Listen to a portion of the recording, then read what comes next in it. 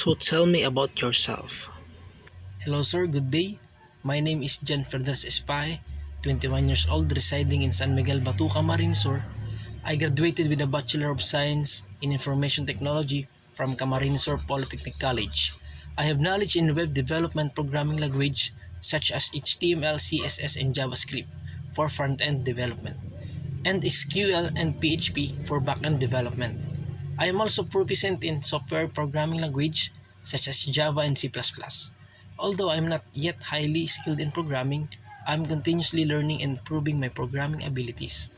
I hope to further enhance my skills in various programming language at your company. I'm willing to learn and strive to become an expert in programming. Thank you, sir. So what is your weakness?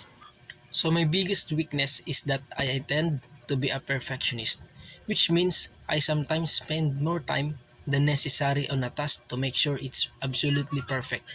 To manage this, I have learned to set specific time limits for each task and prioritize the most critical aspects. This way, I ensure that I deliver high quality work efficiently and meet deadlines without compromise on quality. Do you think you are overqualified for this position? I don't think I am overqualified for this position, but I do believe I am fully qualified.